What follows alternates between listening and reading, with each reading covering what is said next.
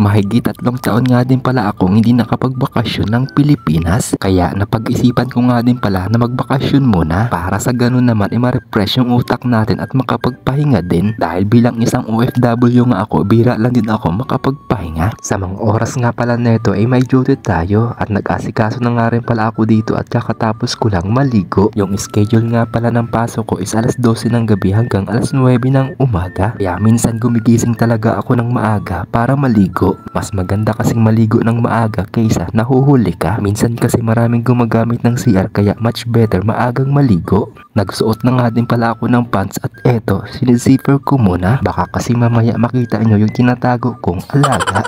Medyo nahihiya pa nga ako dito kasi medyo may kalakihan yung daddy ko. Kaya ang ginawa ko ay tinakpan ko muna para hindi nyo makita. Excited na nga rin pala ako guys dahil ilang araw na lang ay makakauwi na tayo ng Pilipinas. Pero syempre hindi pa tayo magpo-for good at bakasyon lang. Wala pa din kasi akong sapat na ipon. Siguro magpo-for good lang ako sa Pilipinas kapag marami na akong pera. Mahirap din kasi talaga padalos-dalos kaya mas maganda talaga pinagpaplanuhan. Grabe guys, sobrang mahal din talaga ng ticket at hindi rin talaga basta-basta kapag uuwi ka. Dahil may ticket na nga din pala ako at alam nyo ba kung magkano ang bili ko dito? Grabe guys, talagang nakakalula yung presyo. Yung pang pocket money mo na sana pero naibili mo pa ng pang ticket. Pero syempre paano naman ako makakauwi kung hindi ako bibili ng ticket? Ang mas malala pa talaga guys, wala talaga akong kaipon-ipon. Meron naman pero sa tingin ko parang hindi siya sasapat sa pang 2 buwan na bakasyon natin. Grabe, ewan ko ba, may 3 taon ako dito sa bansang Saudi Arabia pero hindi talaga ako nakatabi ng pera. Kaya eto, uuwi tayo na konti lang ang dala. Bala ko kasi talaga dati pagkatapos ng 2 taong kong kontrata ay magbabakasyon ako. Pumapasok pa nga sa isipan ko dati na mag-i-exit na lang siguro. Pero kalaunan nga dahil araw-araw akong nag-iisip,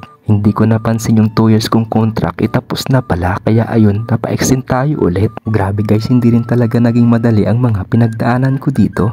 Lalo na kapag first timer ka. Dahil dito talaga ma-challenge tayo kapag nasa malayong lugar tayo nagtatrabaho. Yung tipong hindi mo na mapapansin yung oras sa sobrang dami ng ginagawa mo. Sa mga oras nga din pala neto guys, nag-iisip ako kung bibili pa ba ako ng isang maleta. Kasi yung nakalagay doon sa plane ticket ay 2 luggage ang pwede. At syempre meron din kasamang isang hand carry.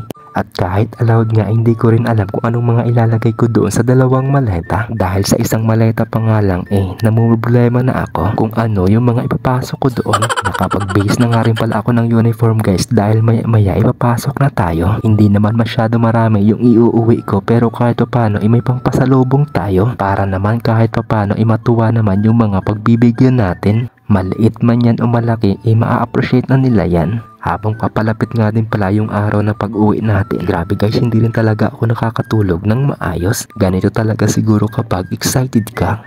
Mahigit 3 taon ba naman hindi tayo nakauwi ng Pilipinas? Kahit sino din naman talaga mai-excite ka. Syempre, miss na miss natin yung mga mahal natin sa buhay.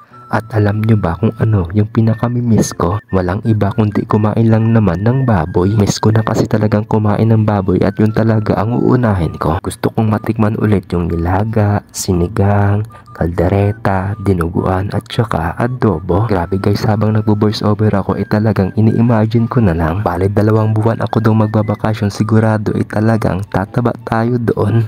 Kaya i-enjoyin ko talaga yung 2 buwan na bakasyon ko.